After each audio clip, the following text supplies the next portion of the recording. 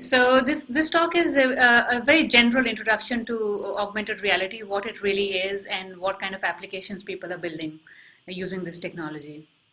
Um, since this is the first talk, so I thought I will start with telling you a little bit about where on the reality continuum does the augmented reality technology lie.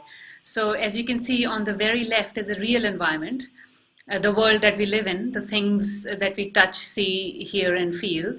And on the very right is a virtual environment. So a completely virtual environment is an escape technology.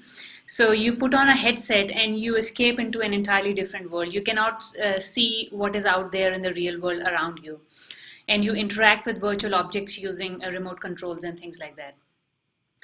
In the middle of the two lie augmented reality and augmented virtuality.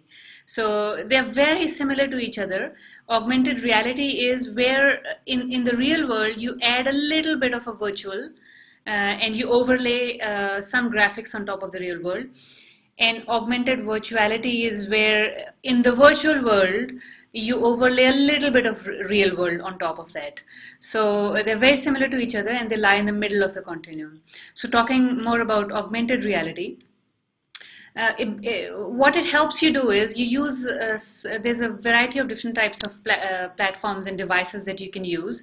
And if you view the world through those devices, you can overlay computer-made graphics, static or moving, sounds, touch, and even smell on top of the real environment. So you see the real as well as the virtual. And it could be something as simple as a text notification to something as complicated as a medical surgery or instructions related to performing a medical surgery. And there's different types of AR technologies available. One is called a marker-based technology, where which uses a camera and a marker. That marker could be a barcode, a simple image, or something that's very easily recognizable and does not require a lot of computation power. So if you project your camera on top of that marker, it lets you do things to it. Like for example, in this image, there's a marker on top of the wheel, and it lets you select what sort of wheel cover you want for that. The next type is markerless, which basically functions based on your location data, GPS. There's data related to your movement, gyroscope, accelerometer, and things like that. It leverages mostly on the currently available technologies which are already there on your smartphones and other devices. So you can, if you like in this image, if you go to, this is a concept really.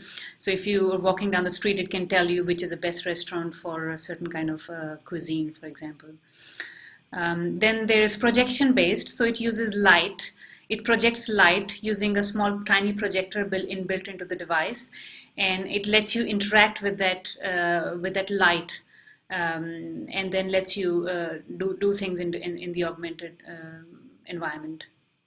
And the last one is superimposition based, which if you look through the camera into the real world, it lets you superimpose virtual objects on top of that, just like in this image. So these are the 4 types of AR. And looking at some of the platforms that you can use. So you can use mobile phones, just like in this previous image here, you're using an iPad, so you can use mobile phones for that. Or you can use smart glasses. Now, smart glasses, the most popular example is Google Glass, which has recently been relaunched as Google Glass Enterprise. It's basically really a smartphone next to on your face. It doesn't have a lot of computation power or anything on it. It lets you visualize some of the information you typically see on your mobile phone right in front of your eye. And then there is full-fledged augmented reality heads-up displays. They are the real AR headsets, and the most popular one, or the most upcoming ones rather, are by Microsoft. It's called HoloLens, and there's one called DAQRI, and there's another one coming called Meta 2.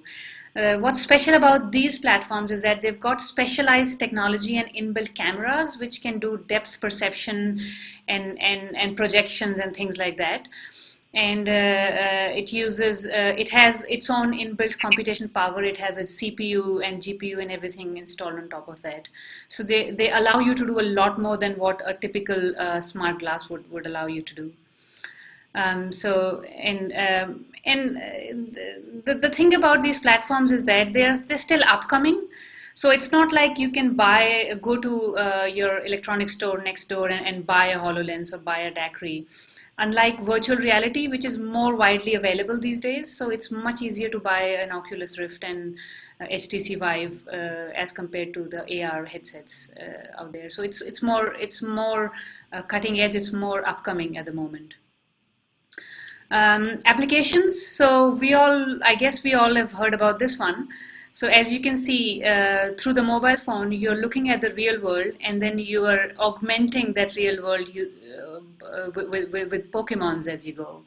So Pokemon Go is the most popular AR application so far. And then there's IKEA catalog. So if you download an IKEA catalog on your mobile phone, you can overlay. It uses a superimposition technology, and you can overlay different furnitures and all those things into your home, and then see what you like and what you don't like.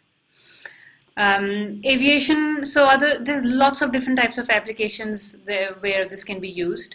So Aeroglass is a startup company that overlays flight path and instrument data on a pilot's vision. So fighter pilots in military have been using this kind of technology for a long time, but it's only now becoming available for commercial and recreational pilots.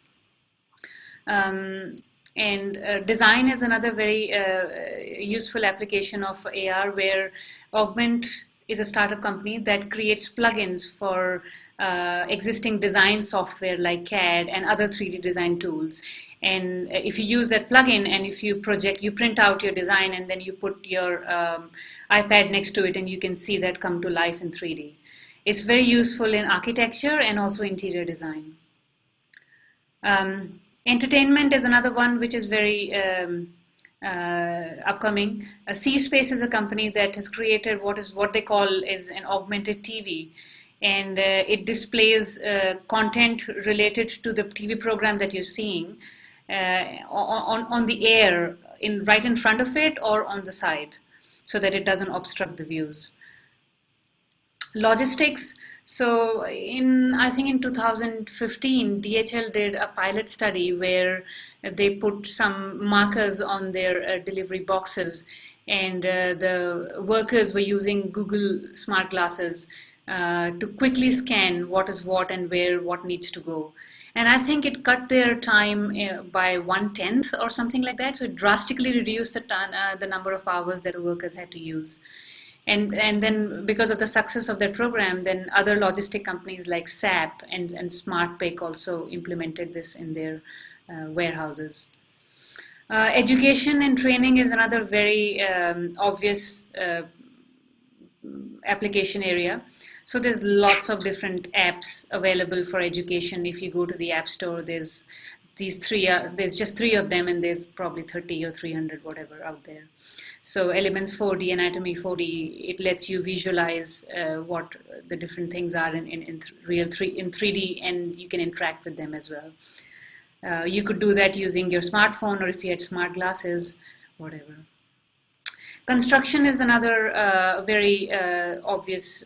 Construction and manufacturing are two other very obvious application areas.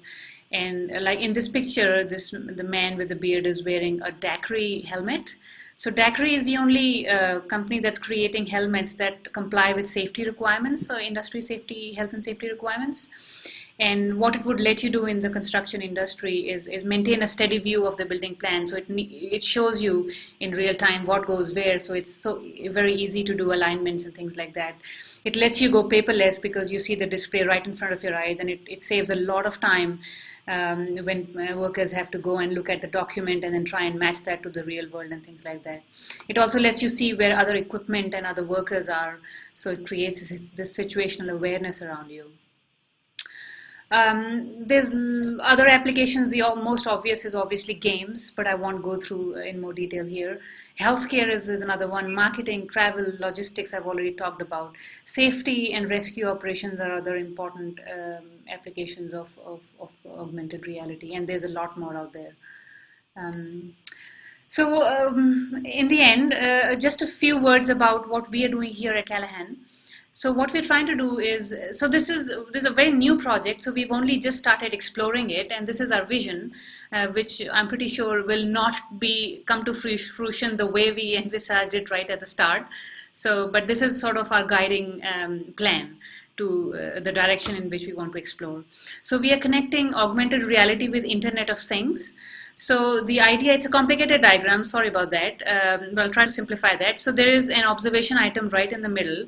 So this is for inspection and maintenance. So if there's an inspection, there's an inspector who's inspecting a machine, they would wear AR glasses, and their tools, inspection tools like vernier, caliper, and torque wrench would be wirelessly connected to the computer and would pass on the data.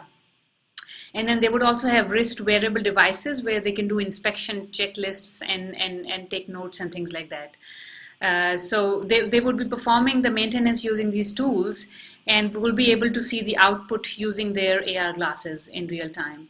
And what we actually want to do is CAR, which is collaborative AR, where two technicians can work together on one machine and see what the other is doing. So it's kind of like, if two people are trying to dig a tunnel, they would know where the other person is, so they're able to match. So that's the general idea of what we are trying to do at Callaghan here. And